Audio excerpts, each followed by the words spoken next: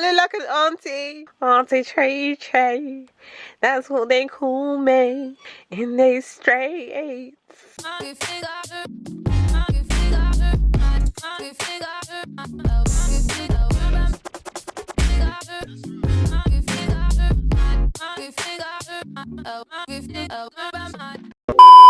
So much content about productivity is streamlined to us as students. It makes sense because productivity governs our lives since we live in a white supremacist, capitalist, imperialist, heteropatriarchal world. Let me not get started. If you find solace in balance, meaning timetables, being ultra productive as a way to cope and as a way of holding yourself accountable and giving you something to do and giving you something to stay grounded in, then more power to you. This isn't about contesting productivity at all. It's for the students that feel overwhelmed by the consumptive need to constantly produce. This is for the people battling productivity. I'm definitely one of them. Some students will have the time, energy and resources they need to be able to be productive, and some students won't. I feel like as students we need to foster an environment that isn't toxic, especially at a time like this. We need to forge an environment that doesn't demand ultra productivity from students and that alleviates them from guilt. And this is the responsibility of our institutions as well, to place welfare over academic rigor. We need to reconfigure how we feel about productivity. I'm a 21-year-old, nearly third-year student, still figuring out what productivity is to me. So I'm constantly learning about what it is to work smart and not hard. I just think it's all about finding a healthy approach to productivity, because if we're gonna live in this nation, we need to figure out how to work within it or how to tear it down. But that's another conversation. That's about the revolution, and if we start to discuss the revolution on this YouTube. I think I like reading so much because no matter what you read, you're doing something, you're doing something good for the cause. Even if I read just a newspaper article about current affairs, like whatever you read is enriching you. I always take the approach that you don't need to feel like you need to. There are so many low impact ways of being productive that don't always involve you doing the most. Productivity is a journey, and it's not an absolute that can be reached and attained, because you're constantly changing how you approach it depending on the context of your life. And so with me, with so much of my identity tied around my academic achievement, I was just feeling very bad. But YouTube, I understand, is a place where you can come to refine that skill of productivity by seeing other people do it. But it's also a place I understand that people come to escape just everything. And so just get to know yourselves. You should just allow yourself room to figure it out, because I feel like we never interrogate our ideas of productivity and success and achievement. And I think it starts by rethinking those things, by actually shifting and interrogating productivity. It's made me more productive. I haven't been looking like this in a while. You can hear in the background my electric heater. I'm literally in bed. Here's my wig. Basically, I woke up at what time did I wake up at? 11:30, 12? I don't know. Literally had a cup of green tea. If you know me and green tea, we about to be, maybe after this I might have a rap career. Watch out, Megan Thee Stallion. I need to eat. I don't eat the whole day, and then I eat one big meal in the evening, and I've lost track of the date. What is life right now? But anyway, I was gonna make it productivity and the logics of capitalism. I'm not a lecturer. I'm watching RuPaul's Drag Race. Let me go back to watching my drag race. Have a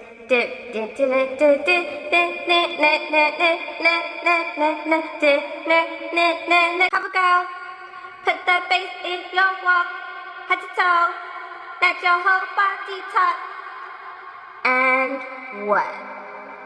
Anyway, let me finish watching this. Let me finish watching my RuPaul. We can shave my head because this is not looking cute. You will not see this. I will not show it to you. If anyone else is in this position on their phone all day, this is me. Literally, I don't get glammed up for. Who am I getting glammed up for? I'm on my phone, or I'm reading, or I'm watching something, and this is my position. Scrolling through the TL. My nose, if you can see here, My nose ring, I had to take it out for the second time. I've had my nose pierced twice. Left me with a little bump as a reminder. I was gonna get the other side pierced, but it's a stressful piercing. But I love it so much. I was so upset when I had to get rid of it. If I vlog, it's like you gonna see the real me. Hey, now you gonna see the real me. You gonna see the real me. I like just see day to day how the day goes. From about halfway through February up until now, I've read these books. Basically, by the end of March, I want to have finished this as well. I was gonna read this book, ordered this, so after I finish reading British, I want to read this. And so the only thing I'm really focused on and I'm trying to do is read. It's not really degree related reading, it's just like reading for the pleasure of it, because during my degree I haven't finished a book properly. So the only book I ever fully read was 12 Years a Slave and Heart of Darkness. And that's only because it's a novella, darling. For 2 years at Cambridge, I only ever properly read those two books. Don't worry, I got the tips and tricks up my sleeve to be able to make it through doing the bare minimum but still look like I've still done everything.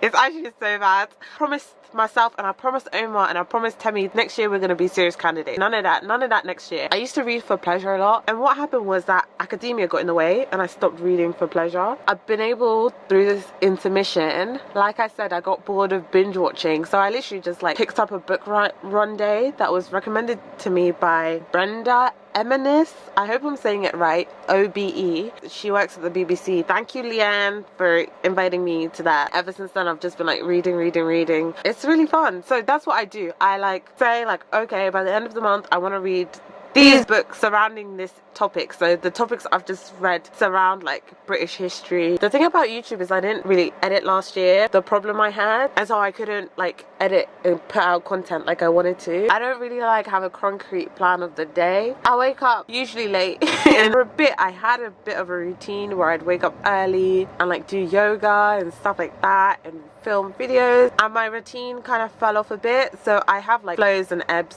peaks and troughs, which is okay to have. Like, you don't need to beat yourself up about falling off the routine.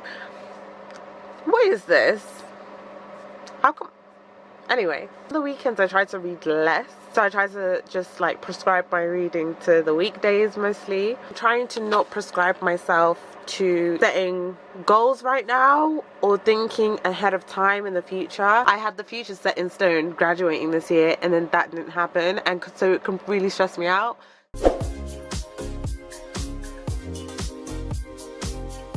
I'll be fast and cut. Right.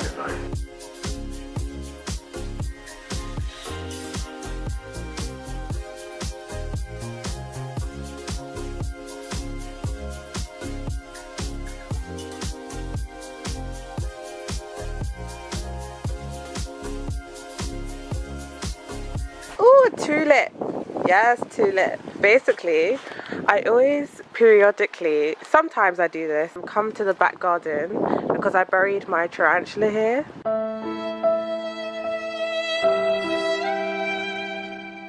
So I come to the spot to like pay my respects, to reminisce about my dear Coco.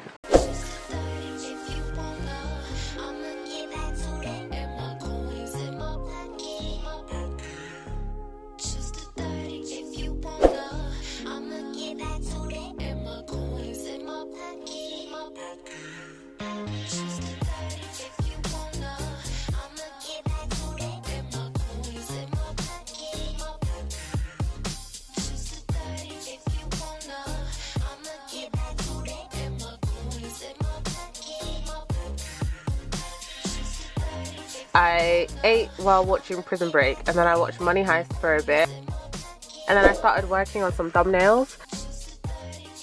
I didn't tie my do-rag properly and it's actually hurting my head. Slowly by slowly I've been like rebranding, redoing my thumbnails, redoing my header. I redid all of the top row, all of the second row. I need to redo my vlog ones. I redid that. These were all already like that. This was all already like that except this one. The second row was all already like that except for this one. I redid that. I redid my motivation one. I redid my getting into Cambridge one. And then these are all my private videos that you will never see the light of day. This is my channel.